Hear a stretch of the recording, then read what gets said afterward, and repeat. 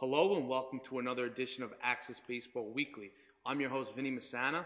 We're joined today by a special guest, UCONN-commit and Ward Melville Jr. pitcher, Max Nielsen. First, I'd just like to say that this episode is sponsored by X Factor Performance Meals, a Long Island-based company offering meal prep and sports-specific nutrition for athletes of all levels. They are the official meal provider of Stony Brook University. Make sure to follow them on Instagram at X Factor Meals. So Max, the season just started today. You guys got off to a nice start with a victory. How does it feel to be back on the field? Feels great. It's been a while. Long off season, but I'm sure you're ready. So what'd you do this off season to kind of prepare for this season? Just went to a couple pitching coaches like Chris Rojas. Went to the gym a lot. Just did a lot of stuff on the side. Now it's pretty cool. I'm sure that you got the commitment out of the way last year. Now you could just focus on baseball. But let's talk a little bit about that. I believe it was the fall of your sophomore year, pretty early. So talk a little bit about that process and how you wound up committing to UConn. UConn's always been one of my top schools that I've wanted to go to. Always wanted to stay in the Northeast, so I had more of an opportunity to play early on. So then it just kind of happened that Tom Downey, head of the Titans organization, invited me to a prospect camp. And UConn happened to be there and saw me. And the rest, as they say, is history. Yep. So one of the other big-time left-handed pitchers from Ward Melville was there, Anthony Kay. He got drafted in 2013 out of Ward Melville. Do you remember when he was dominating the League One scene? Yeah, I was in 6th grade at that time, and it was so cool to go watch him every game. Now, Ward Melville's had a pretty unprecedented run of pitchers. Steven Matz in 2009, my year, Anthony Kay in 2013, and you were lucky enough to be on the staff with Ben last year. Have you learned anything from interacting with any of those guys? Now, Steven, you were too young, I'm sure, but he comes back to the program every once in a while for the workouts. But how about Anthony Kay? Have you taken anything away from him or from Ben?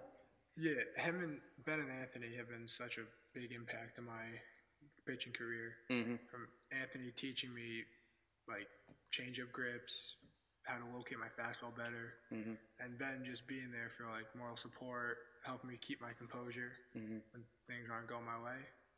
Now Ben had a pretty unbelievable story. I mean, he had the tough injury his junior year and really worked his tail off and was able to get drafted last year by the Phillies. What was it like watching from the outside? Because you were pretty close to it, but you got to watch him from afar while he was pitching. So what was that experience like? It was incredible seeing him work that hard and seeing it pay off so well. It was so great to see that happen. And now you might, fingers crossed, you could follow in those footsteps. What do you feel like you need to work on to get to that level? Definitely my fastball change-up command, working in and out of the plate.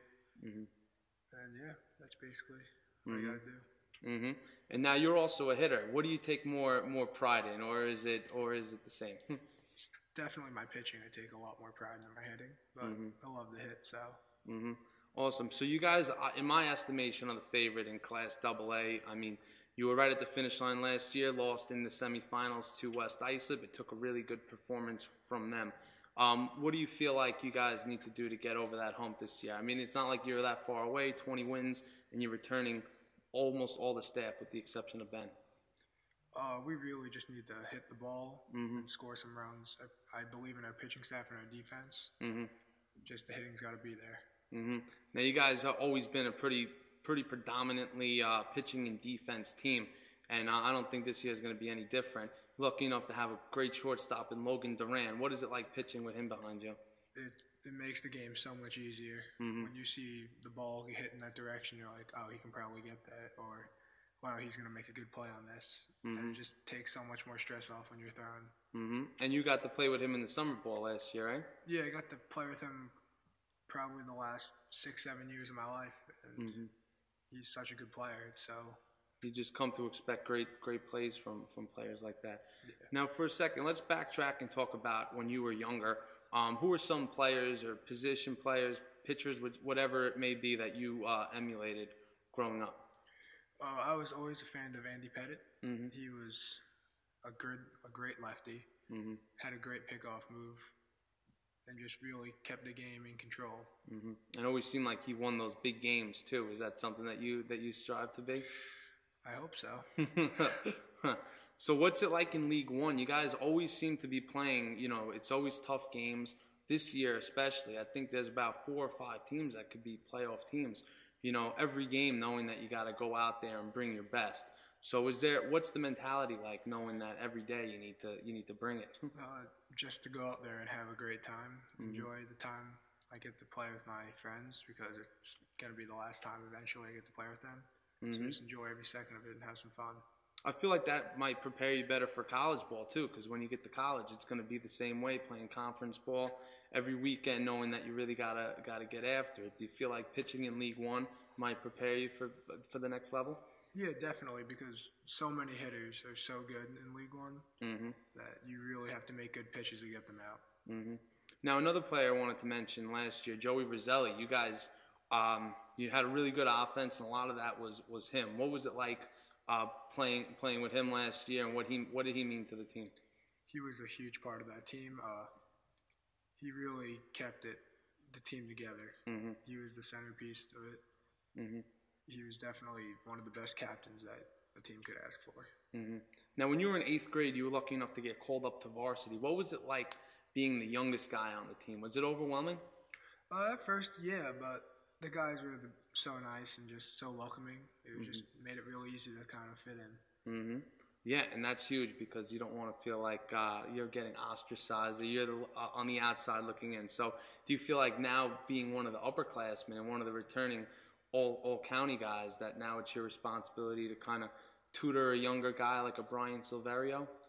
Yeah, I feel that responsibility, and he's going to be really good. If he just puts the work in, he's going to do some special things. It seems like there's been no shortage of that in the last decade at Ward Melville. And credit to Coach Petruzzi. He doesn't like to take a lot of credit for developing players, but I think there's no coincidence that so many strong pitchers and position players have come through the program. What is it like playing for Coach Lou? It's a great experience. He's a passionate guy. He's the most passionate person I've ever met. And you feel like he's benefited you as a player? Yeah, 100%. Awesome. So that's all the time that we have for this week, joined by special guest Max Nielsen.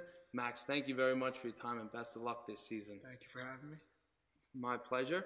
Thank you for tuning in to our audience. I am Vinny Masana, your host, and that concludes another edition of Axcess Baseball Weekly.